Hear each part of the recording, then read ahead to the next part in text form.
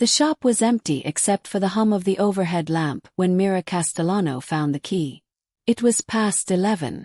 The coat on her table belonged to a dead man, technically.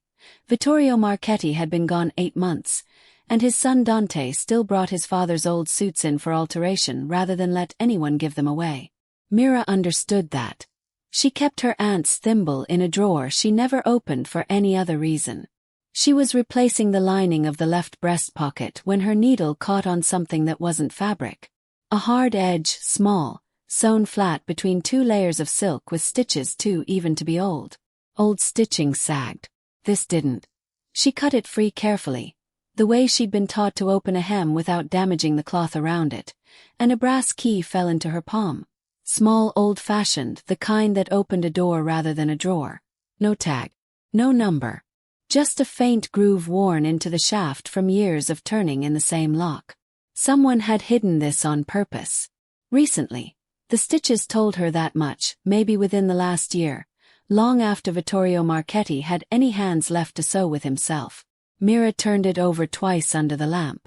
Whatever door this fit, someone had wanted it findable only by accident, by someone who worked close enough to a seam to notice one thread out of place. Someone like her. She should have called the front desk. She should have told the shop manager, logged it. Let it become someone else's problem the way everything involving the Marchetti family was supposed to become someone else's problem the moment it stopped being about buttons and hems. Instead she wrapped the key in a scrap of the same silk and slid it into the pocket of her own coat, hanging on the hook by the door. She told herself she would explain it in the morning. She told herself it wasn't stealing if she meant to give it back. She didn't examine why her hands were shaking or why some old instinct, the kind that had once told her not to ask her father certain questions, the kind that had kept her alive in rooms where powerful men said careless things in front of a woman with pins in her mouth, was telling her that whoever had sewn that key into a dead man's coat had done it because there was nowhere safer left to hide it. She thought, absurdly, of her father, gone 12 years now, who had never once explained to her why certain men stopped talking when she entered a room with a tray of coffee, only taught her, without words, to notice which silences meant nothing and which ones meant everything. This silence, sewn into a dead man's coat, felt like the second kind. She finished the lining. She locked the shop. She did not sleep. The tailor shop had belonged to Mira's Aunt Rosa for 30 years before it belonged to Mira, and it had survived that long for one reason. The Marchetti family trusted it. Vittorio Marchetti had worn Rosa's suits to his own wedding. When Rosa died and left the shop to her niece, the family kept sending their coats, their linings, their small emergencies, as if loyalty to a name mattered more than loyalty to a person. Mira had learned not to question good fortune that paid her mother's hospital bills. Her mother had been sick for 2 years now, a slow failure of the kidneys that required dialysis 3 times a week and medication Mira's insurance covered only in part. The Marchetti contracts were not charity, she earned every stitch. But they were steady in a way nothing else in her life was, and steady was what kept her mother alive. She thought about this every time she measured a sleeve. She thought about it now, with a stolen key wrapped in silk at the bottom of her bag. Dante Marchetti was not what people expected when they heard the name. He was 34, quiet in rooms full of louder men, and ran what remained of his father's legitimate businesses. Shipping contracts, a chain of restaurants, a foundation that funded scholarships in his family's name, with a caution that read, to people who didn't know him, as weakness. Mira had fitted him for 4 years. She knew he checked his own accounts personally instead of trusting his bookkeepers. She knew he flinched, very slightly, whenever anyone mentioned his brother. Nico Marchetti had died 9 years ago, before Mira ever worked for the family. She knew the outline the way everyone in the neighborhood knew it. A car accident on the coast road, late at night, no other vehicle involved. She knew that the east wing of the family estate had been sealed the week of the funeral and never reopened. She knew that no one, not even the household staff, said Nico's name inside those walls. She knew this because Salvatore Rinaldi had told her so himself. Once, gently, the way you'd warn a child away from a stove. Salvatore was the family's consigliere, had been since before Dante was born, and wore his authority the way some men wore cologne, present in every room before he was. He was the one who called the shop with commissions. He was the one who signed the checks. He was, as far as anyone outside the family could tell, the reason the Marchettis still had a legitimate face to show the world at all. "Some doors stay closed out of respect," he'd told her once, when she'd asked an innocent question about the East Wing while measuring his own sleeve. "Not because there's anything to hide. Because some grief doesn't need an audience." She had believed him completely until last night. Two things nagged at her now. Small things she'd filed away without meaning to. The first was the gallery of family photographs in the estate's main hallway. She had walked past it 100 times, and she was certain, though she couldn't say when the certainty had formed, that one frame near the end had recently changed. The glass was newer than the others. The photograph inside it, of Vittorio and a young Dante at a ribbon cutting, didn't quite fill the mat the way the others did, as if it had replaced something larger. The second was smaller still. Teresa, the housekeeper who'd worked for the family since before Nico died, always made a small, private gesture, 2 fingers touching her collarbone, whenever she passed the East Wing corridor. Mira had assumed it was habit or grief. She had never asked. She arrived at the shop the next morning intending, truthfully, to return the key. She would say she'd found it while working, hand it to whoever answered the family's business line, and let it stop being her problem. Dante came in himself instead, unannounced, holding his father's coat over one arm. "Someone opened the lining," he said without preamble, turning the coat so she could see the new stitches along the seam. Her own work, done too well to have been anyone else's. "I want to know who and why." Mira looked at the coat, then at him, and felt the small brass weight of the key like a stone in her bag. "I did," she said. "It needed repair." Dante studied her a moment longer than the answer required, the way a man studies a ledger he suspects has been rounded rather than falsified. Whatever he saw, he chose not to press it. He thanked her for the shirts, told her the family would be in touch about the next commission, and left the way he'd come in, quietly, without ceremony, a man who had spent his whole life learning to leave rooms without disturbing whatever was left inside them. It wasn't a lie.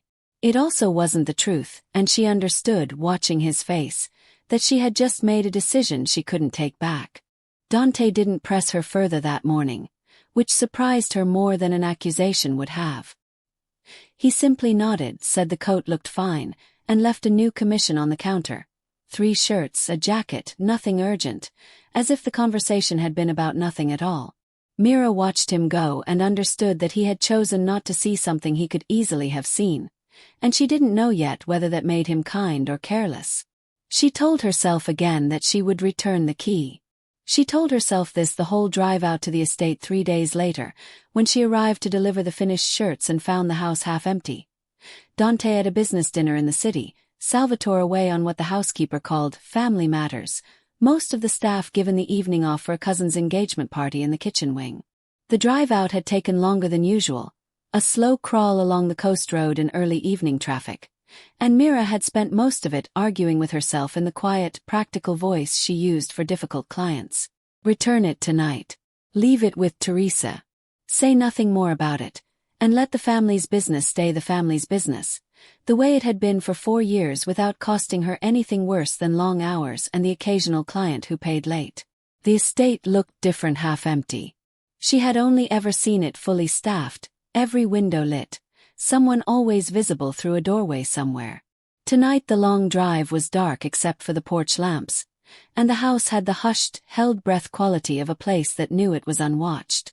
Teresa let her in, distracted, arms full of linens, and told her to leave the garments in Dante's study rather than wait.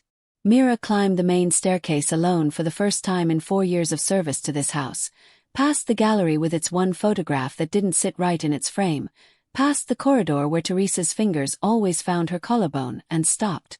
The east wing door was ordinary. Dark wood, brass fittings, no different from a dozen other doors in that hallway, except that a thin line of dust along its base told her it hadn't been opened in longer than she could guess. She had the shirts in one arm. She had the key in her coat pocket, where she'd carried it every day since finding it, unable to explain to herself why she hadn't simply left it in a drawer at the shop. She told herself this was only curiosity. She told herself a great many things in the 60 seconds it took her to set the shirts down on a hall table, take out the key, and fit it to the lock. Turned on the first try. The room beyond was a study, and it had the particular airless stillness of a place preserved rather than lived in. A desk. Shelves of books gone soft at the spines with damp. A window with the curtains drawn so tightly no light had entered in years. A jacket, still hanging on a hook by the door, cut in a style 9 years out of fashion, as if its owner had simply stepped out and never come back to claim it. Everything wore a fine layer of dust, everything except a leather ledger on the desk, its cover clean, its pages recently turned. Mira had spent enough years reading rooms the way she read fabric to understand what she was looking at. A grieving family seals a door and leaves it sealed. They do not dust a single object inside it while leaving everything else untouched. Someone had been coming back here, carefully, deliberately, for longer than a season of mourning could explain. She thought of the photograph in the gallery again, the frame that didn't quite fit its mat, and wondered, standing in a dead man's study with someone's careful footsteps somewhere in the house below her, whether the two things were connected. Whether a family that could quietly swap out one photograph could just as quietly maintain a room they claimed never to enter. Mira stood in the doorway a long moment before she made herself go further. This was the part she would later understand as the irreversible choice. Not the finding of the key, not even the unlocking of the door, but this. The decision to walk into a room she had been told, in every indirect way a family like this had of telling a person something that she was never meant to see. The ledger was full of numbers in 2 different hands. The first was careful, slanted, faded. She guessed, from a framed letter she'd glimpsed once in Dante's study, that it belonged to Nico. The second hand was newer, confident, recent enough that the ink hadn't fully dulled. Entries dated within the last 18 months, tracking transfers out of something called the Marchetti Family Foundation into accounts she didn't recognize. Someone had been coming into this sealed, forbidden, unspoken of room regularly, for years after Nico Marchetti's death, to manage money that should have belonged to a scholarship fund. She heard the footsteps before she fully processed what she was looking at, measured, unhurried, coming up the same staircase she'd climbed alone. She had time to close the ledger, time to step back toward the door. No time at all to decide what she would say if whoever was climbing those stairs found her standing in a room that had been sealed for 9 years, holding a key that wasn't hers. The footsteps reached the top of the staircase and turned, without pausing, directly toward the east wing corridor. It was Dante. He stopped in the doorway of his brother's sealed study and looked at Mira with an expression she couldn't immediately read. Not the anger she'd braced for, but something closer to exhaustion, as if he'd been waiting 9 years for someone to do exactly this and hadn't known it until it happened.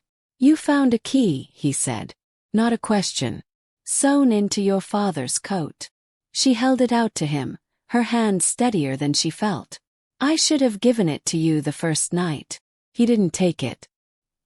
He stepped past her into the room instead, and she watched him look at his brother's desk, his brother's books, the dust on everything except the ledger, the way a man looks at a photograph of someone he loved and lost before he was old enough to understand what losing meant. "I was told this was an accident," he said quietly. "A car, a wet road, no one else involved. I was 25. I didn't ask enough questions because Salvatore told me asking wouldn't bring Nico back, and grieving in public wasn't something our family did. So I let him seal this room, and I never came back, and I told myself that was respect." He picked up the ledger.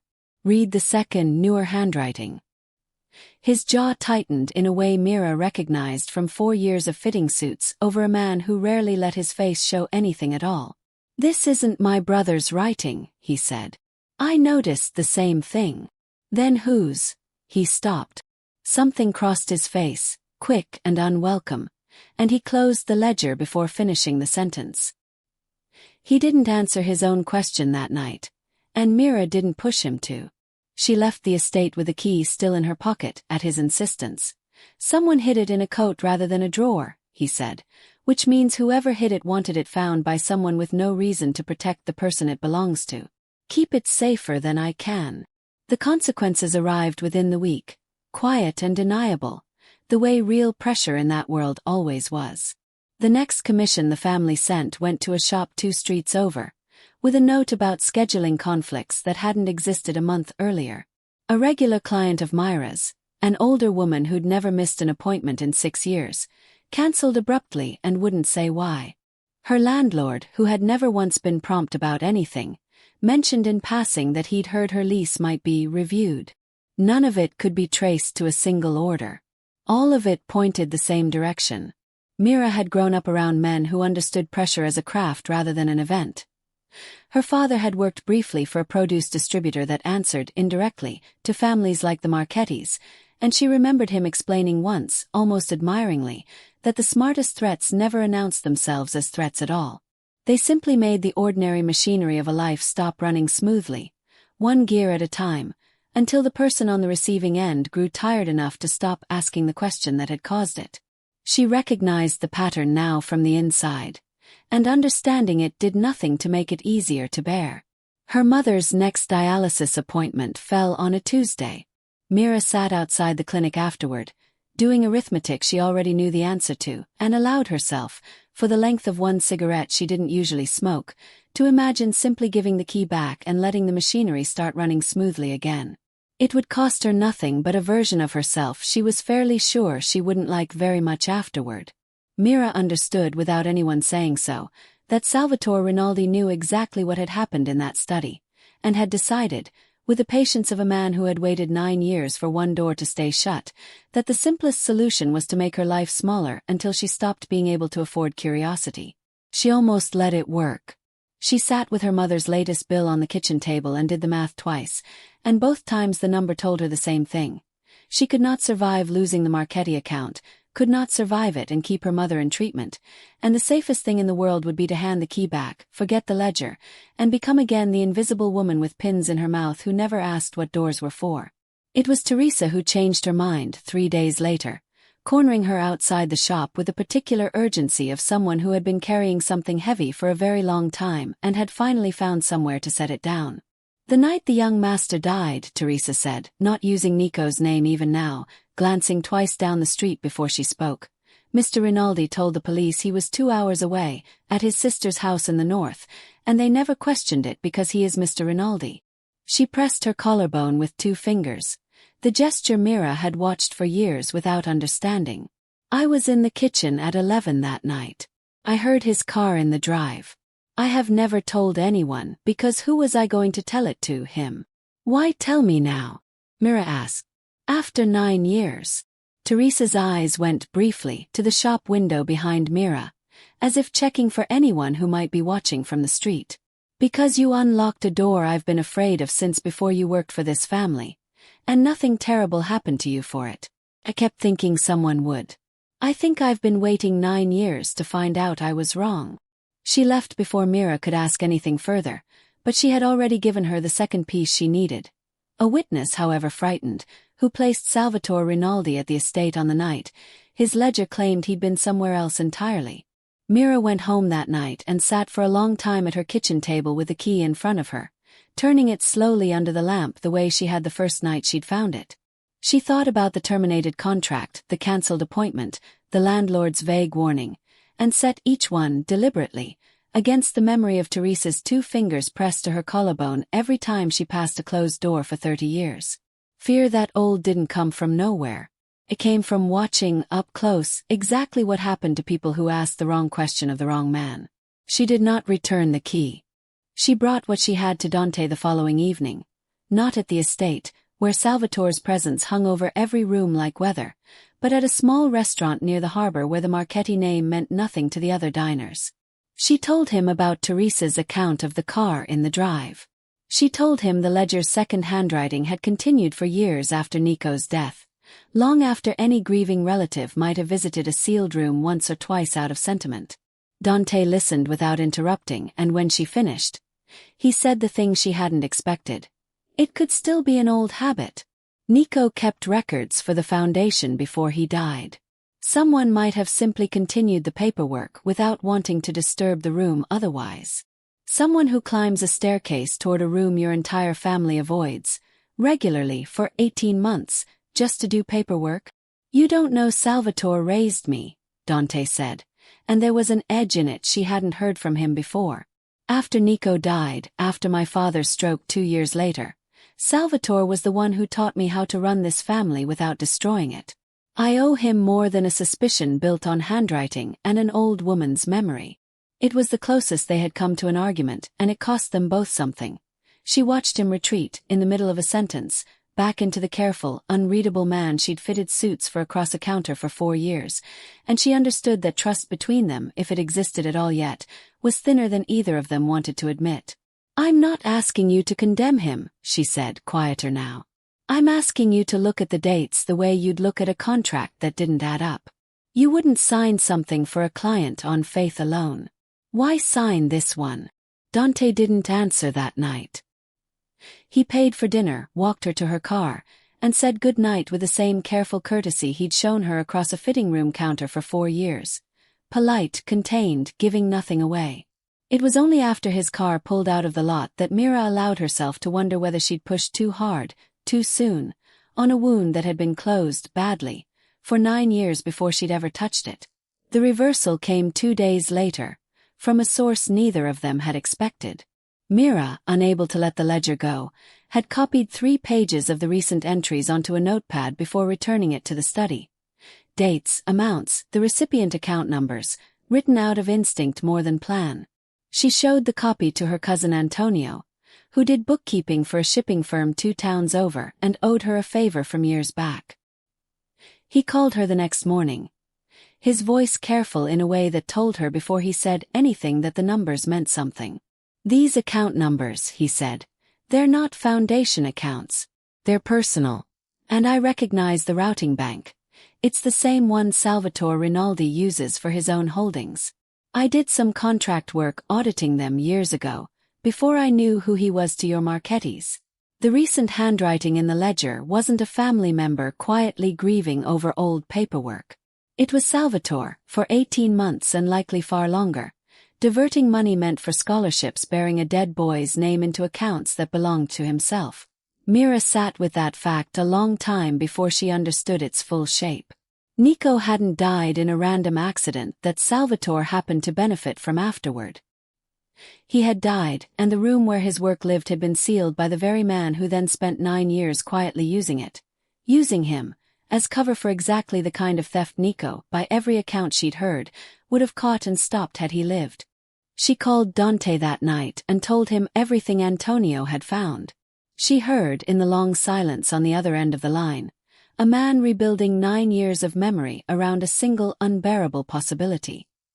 "He raised me," Dante said finally, quiet in a way that frightened her more than anger would have. "He taught me to walk into a room and know who held the power in it before I said a word. If what you're telling me is true, then the man who taught me to trust no one is the one person I trusted completely." "I'm not telling you it's true," Mira said. "I'm telling you what the numbers say. What you do with that is yours to decide." The cost arrived the next morning in the form of a phone call from the estate's business office, informing her, with the flat courtesy of someone reading from a script, that the Marchetti family's tailoring contract with her shop was being terminated effective immediately. No further explanation offered. She lost, in a single conversation, nearly half of everything that kept her mother's treatment funded. Dante found her that evening, not to apologize for the contract. He hadn't ordered it, she understood immediately, and his anger when she told him confirmed as much, but to sit with her in the small back room of her shop among bolts of fabric and unfinished hems and admit, for the first time since she'd known him, that he didn't know yet what he was going to do, only that he could no longer pretend not to know what he'd found. They didn't solve anything that night. They ate the dinner she'd been too distracted to finish earlier, and talked briefly about nothing related to keys or ledgers or dead brothers. Her Aunt Rosa's stubbornness. His own clumsy first attempts at sewing a button as a boy, taught by a housekeeper who'd since learned to touch her collarbone every time she passed a closed door. It was a small, ordinary hour, and it did more to rebuild what had cracked between them than any amount of evidence could have. "I'm not apologizing for defending him 3 days ago," Dante said eventually, setting down his fork. "I'd defend anyone who raised me the way he raised me. But I looked at those numbers on the drive over here, and I couldn't make them say anything except what you already told me they said." "I didn't need an apology," Mira said. "I needed you to look." "I looked." He was quiet a moment. It's harder than I expected. Finding out the person who taught you how to survive this family might be the reason you needed surviving from in the first place. She didn't offer him comfort he hadn't asked for. She let the silence sit between them the way she'd learned to let a difficult hem sit overnight before deciding how to finish it, and found, when he finally spoke again, that the conversation had moved on its own into steadier ground. Not resolution, but the beginning of it. When he left, he took the notepad copy of the ledger entries with him, and told her he would find out, on his own terms, exactly how far this went. Dante moved carefully over the following 2 weeks, in the way Mira had come to understand was his nature. Not loud, not confrontational, but methodical in a manner that unsettled her more than shouting would have. He requested, through the family's lawyers rather than Salvatore directly, a routine audit of the foundation's accounts, framing it as due diligence ahead of an anniversary gala rather than suspicion. He asked Teresa, gently and without pressure, to simply tell him again what she remembered about the night Nico died, this time with a lawyer present to record it properly, in case memory needed to become testimony. Teresa agreed. It cost her something visible to do it. She'd worked for this family longer than Dante had been alive, and naming Salvatore Rinaldi as a liar to his own family felt, she admitted, like betraying the house that had fed her for 30 years. Mira sat with her afterward in the estate kitchen, and didn't try to talk her out of the fear, only stayed until it passed enough for Teresa to go back to work. The financial audit confirmed what Antonio had found independently. Nearly $400,000 diverted from the Marchetti family foundation into accounts controlled by Salvatore Rinaldi, in transfers dating back 7 years, structured carefully enough to survive casual review but not a determined one. It was the independent verification Dante needed. Not Mira's word, not Teresa's memory alone, but a paper trail an outside accountant could stand behind. The final piece came from an unlikely place. Mira, turning the original key over in her hands one evening, noticed something she'd missed the first time. A manufacturer's stamp on its shaft, faint but legible under strong light, dating the lock mechanism itself to a hardware order placed 8 months before Nico's death, but the key's specific cut pattern to a locksmith working 9 years ago, the same month as the funeral. Someone had changed the lock on that door in the days immediately after Nico died, and kept the only copy of the new key close enough to his own body, eventually, to need hiding in a coat when he grew afraid someone might search his own belongings. It meant the room hadn't been sealed by grief. It had been resealed, deliberately, by whoever needed to control what was inside it. Mira brought the key to a locksmith across town, an old acquaintance of her aunt's who still kept records going back further than most digital systems bothered to. He confirmed the date on the stamp without knowing whose door it belonged to, then added, almost as an afterthought, that whoever had ordered the replacement lock had paid extra for a rush job, the kind of order placed by someone in a hurry to close something quickly, not someone taking the slow, careful time a grieving family usually needed to decide what to do with a dead son's room. She gave that detail to Dante's lawyer along with everything else. It became one more small stone in a wall that was, piece by piece, becoming impossible to argue around. Salvatore, for his part, did not remain passive.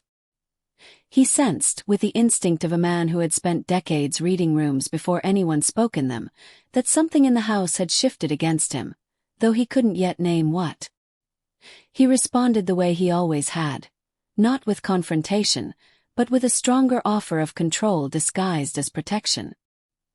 He proposed, at a family dinner Mira wasn't present for but heard about afterward from Dante, an alliance marriage between Dante and the daughter of a rival family from the north, framed as the surest way to secure peace and territory for the next generation. It was, Dante told her later, exactly the kind of solution Salvatore had always favored, one that bound the family more tightly to Salvatore's judgment, at the cost of Dante's own choices, disguised the entire time as loyalty and care. Dante refused him, for the first time in his life, directly and without softening it. "I told him I wasn't marrying anyone on his timeline for his reasons," Dante said, sitting across from Mira in her shop's back room the night before the family's annual gathering, where Salvatore had planned to announce the engagement publicly regardless of Dante's answer. He looked at me like I'd stopped speaking a language he understood. What did he say? That I was being sentimental. That the family's peace mattered more than my feelings. Dante turned his coffee cup slowly on the table, not drinking it.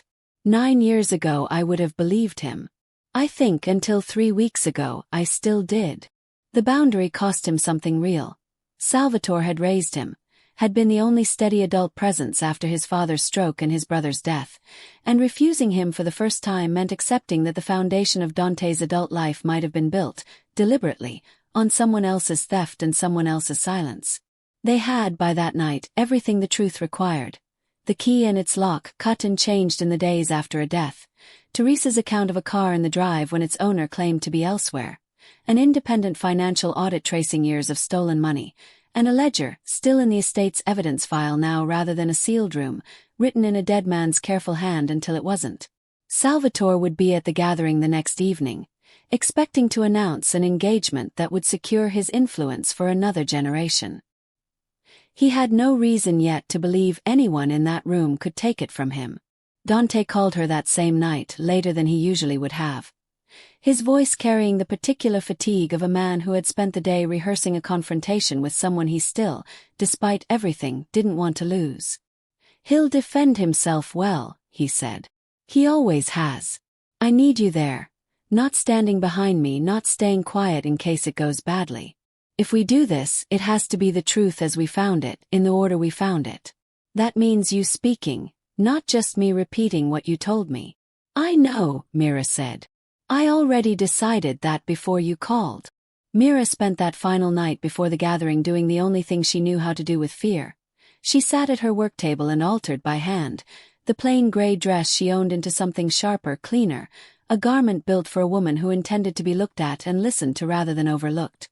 She had spent 4 years making other people presentable for rooms like the one she was about to walk into.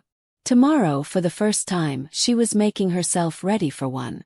The gathering filled the Marchetti estate's largest hall with more people than Mira had ever seen there at once.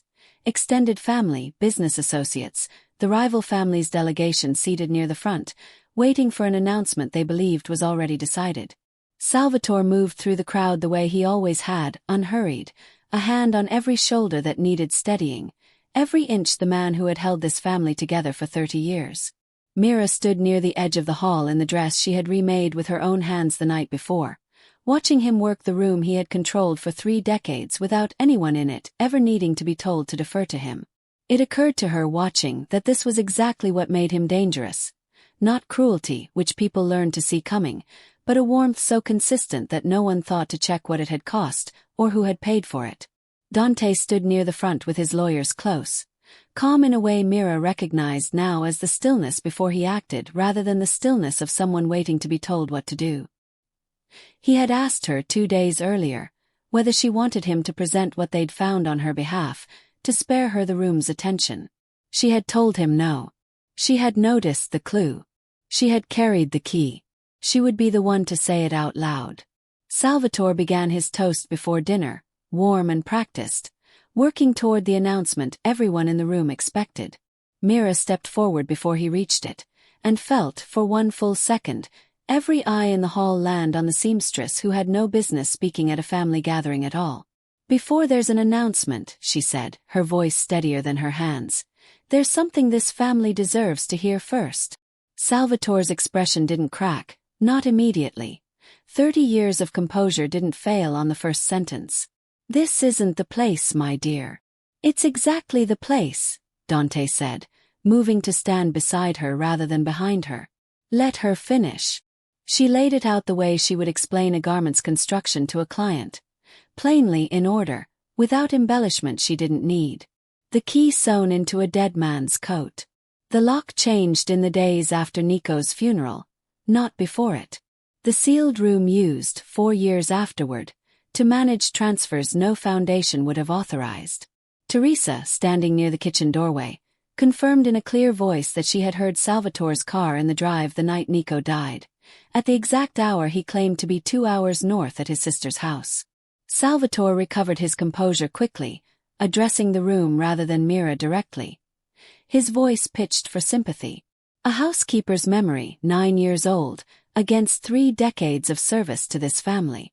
A seamstress who broke into a room she had no right entering, offering financial documents she isn't qualified to interpret. He turned, appealing to the older relatives who remembered him best. I understand grief makes people search for someone to blame. I have been that scapegoat before, and I will survive being it again. It was, Mira had to admit even as she stood there, a genuinely skilled defense. Not denial but reframing, casting himself as the wounded party rather than the accused. She watched two of the older cousins nod slightly, already inclined to believe the man who had never once, in their experience, been anything but steady. For one unsteady moment she felt the whole room tilting back toward him, 30 years of trust proving heavier than 3 weeks of evidence, and understood that skilled composure could very nearly outweigh the truth if nothing harder than a housekeeper's memory stood behind it. It was the independent audit that closed the door he was trying to keep open. Dante's lawyer stepped forward with the account records, plain numbers that didn't require sympathy or memory to interpret. Transfers, dates, routing numbers matching accounts that carried Salvatore Rinaldi's own name, not the foundation's, continuing for 7 years after a young man's death. You can explain the housekeeper's memory, Dante said quietly, into the silence that followed. You can question a seamstress's right to walk into a room. You cannot explain why my brother's charity has been paying your mortgage for 7 years. Salvatore said nothing for a long moment. When he finally spoke, it wasn't a confession exactly. It was closer to the truth, finally too heavy to keep carrying alone. Nico was going to restructure everything. Cut me out of decisions I'd built with my own hands for 20 years, because he thought the family needed modernizing. I never meant for the accident. He stopped himself too late, the room hearing exactly what he hadn't meant to say. Dante didn't move toward him. Mira watched him choose, visibly in that moment, between two versions of himself. The one Salvatore had spent 9 years training to answer betrayal with force, and the one standing in front of her now. I'm not going to have you killed, Dante said, quiet enough that only those closest heard it clearly. That would make this about my family's old methods instead of about what you actually did. You're removed from every position in this family. Effective now. The lawyers will handle the rest. Restitution, and whatever the courts decide about my brother. 2 of the family's own security men Salvatore himself had once hired, moved to escort him from the hall. He didn't resist. He looked, in his last moment in that room, less like a feared consigliere and more like an old man who had spent 30 years building a house he'd now have to watch someone else finally unlock. Dante turned to the gathered family, to the rival delegation still waiting for an engagement announcement that would not come, and spoke plainly instead of formally. There's no marriage tonight. There's a family that owes my brother the truth, 9 years late. That's the only announcement I have. The rival delegation left within the hour, their own alliance plans quietly shelved rather than abandoned outright, a diplomatic retreat rather than a scandal. Dante had insisted, over Salvatore's absent objection, that this remain a family matter handled by lawyers and courts rather than a spectacle that would cost anyone else standing in that hall. Teresa found Mira near the doorway afterward, her hands still faintly trembling from her own testimony, and said only, 30 years I kept that gesture to myself. It's strange, having nowhere left to put it. Mira stood in the center of a room full of people who, 20 minutes earlier, hadn't known her name, and felt the particular exhaustion of having said the only thing she'd come there to say. Salvatore Rinaldi was formally charged 11 weeks later. Embezzlement, obstruction, and after a reopened investigation into the Coast Road accident, a lesser charge related to falsifying his own statement to police the night Nico died. The Marchetti family's lawyers made certain the case was built on documents and testimony, not fear, and it held. He did not go to prison for Nico's death itself. The accident investigation, reopened 9 years after the fact, could confirm he'd lied about his whereabouts but couldn't prove intent beyond what a courtroom would accept, and Dante, when the prosecutors asked whether the family wanted to push harder, said no. Let the theft speak for itself, he told Mira afterward. I'm not going to build a conviction on more than we can actually prove, even against him. Especially against him. It was, Mira thought, the clearest sign yet of how much he had changed. Not less willing to see the truth, but more careful about the difference between truth and vengeance. The east wing was opened properly for the first time in 9 years, its windows unshuttered, its dust finally cleared by people who wanted to be there. The family held a small, quiet memorial in Nico's study. Not a public event, just relatives standing in a room that had been sealed around a lie for nearly a decade. Dante kept the ledger, the real one, and had Nico's actual handwriting, the careful, faded first-hand Mira had noticed on her very first visit to that room. Copied and framed in the hallway gallery, in the space where a smaller, wrong photograph had once quietly replaced something larger. The foundation was restructured within the month, with independent oversight the family had never required before. And the scholarships Nico had designed 9 years earlier finally began funding students exactly as he'd intended. Mira's mother, whose treatment had briefly been at risk when the tailoring contract was cut, was moved onto one of the foundation's new medical assistance grants. Not a favor arranged quietly by Dante, but a program open to any family in the community who qualified, because Dante had insisted, over Mira's objection, that nothing about this outcome should look like she'd been paid for what she'd done. The Marchetti contract with her shop was restored, though Mira told Dante plainly, the week it happened, that she wouldn't have taken it back if it had come with strings attached. He told her he understood, and meant it, in a way she was fairly sure Salvatore never would have. She and Dante did not marry, did not become the kind of story that ends with a ring pulled from a puzzle box. What they had instead was smaller and steadier, dinners at the harbor restaurant that had nothing to do with the family business, an honest disagreement or two that neither of them ran from, a trust built slowly enough that Mira never once felt she owed him anything for it. She kept working. She kept her shop. If something more grew between them, it grew because she chose it each time, freely, not because a locked door or a dead man's secret had pushed them together. The brass key sits now in a small frame beside Nico Marchetti's photograph in the estate hallway, not hidden in a coat lining anymore, not something anyone needs to search for by accident. A reminder, Dante says, that the family's silence had once protected the wrong person for 9 years, and that the truth, however inconvenient, is cheaper in the end than the cost of guarding a lie. That's the question worth sitting with when the story's over. Salvatore Rinaldi raised Dante, protected the family's name for 30 years, and told himself, likely until the very end, that his silence was a kind of loyalty. Mira Castellano owed the Marchettis nothing beyond a fair day's work, and everything to lose by speaking up anyway.